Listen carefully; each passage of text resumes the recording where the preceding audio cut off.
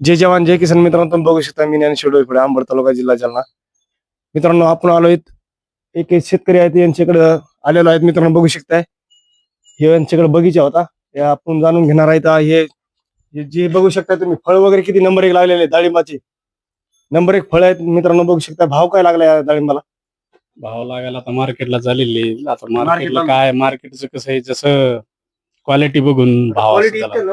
Number एक माल आहे. बघू शकता तुम्ही मित्रांनो, बघू शकताय काय काय नंबर एक माल, क्वालिटी क्वांटिटी बघा मालाची, एकदम नंबर एक माल असताना मालाला तर भाव लागायला पाहिजे एकदम भरपूर.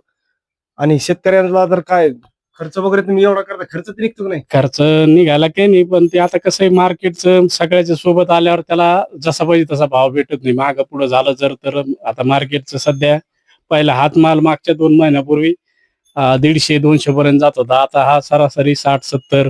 आता तिथे कसं आवकनुसार मालाची मागणीनुसार आवक, ज्यावेळेस आवक होती त्यावेळेस मग ते कमी जास्त रेट होत. आता किती गाडी पूर्ण पूर्ण नंबर एक माल आहे का? 108 कॅरेटचं हे पिकअप भरणार आहे आपण ते आणि अजून पण सोलापूरला. माल शिल्लक आहे. हा, आणखीन एक पिकअपचा माल आपला शिल्लक.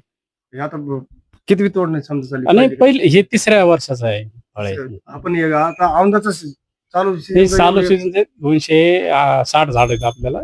आता हे 108 कॅरेटचा माल आपण पूर्ण केलेला आहे. एक तर पाऊस पडाना, काय शेतकऱ्याचे हाल एक तर आहेच. आता ते शेतकऱ्याचं काही विषयच नाही देऊ. आता याला खरंच हे माल आणण्यासाठी भरपूर खर्च लागला. खर्च तर भरपूर केलाच असणार ना तुम्ही. औषधी फवारणी हे बाकीचे.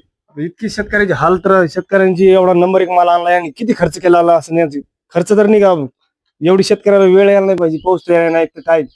ठिबक वगैरे त्यांनी केलेला, किती खर्च केलेला आतापर्यंत तुम्ही आपल्या आता मालाला? हे जवळजवळ तुमचे आता बगीचे आहे समजा. 1,00,000-1,15,00,000 रुपये खर्च झाला आतापर्यंत. खत, त्याला फवारणी, 5व्या-4थ्या दिवशी फवारणी आता असते. इतका कमी जर भाव म्हणलं तर खर्च कसा निघणार शेतकऱ्यांना? आता काय त्याला करायचं? काय, आता कसं असतंय, असं आशा म्हणून आपल्याला नाही. आतापर्यंत मागे काय होतं की मागच्या 2 महिन्यात 150-200 रुपयापर्यंत भाव, हा. आता डायरेक्ट 50-60 वर येऊन टेकले. इतके कमी भाव करायला नाही पाहिजे, सरकारला कळायला पाहिजे, सरकारने उलट भाव वाढून द्यायला पाहिजे ना. नाही, हे कसं असतं व्यापाऱ्याचा, आणि वरून ज्यावेळेस आवक जास्त झाली कोणत्या गोष्टीचे, शेतकऱ्याचा जवळ माल आला की त्याचं मार्केट उतरत. मार्केट होतं तर बघू शकता, यांची झाडं पण आहेत इकडं, आणि हे पिकअप भरलेले बघू शकता मित्रांनो.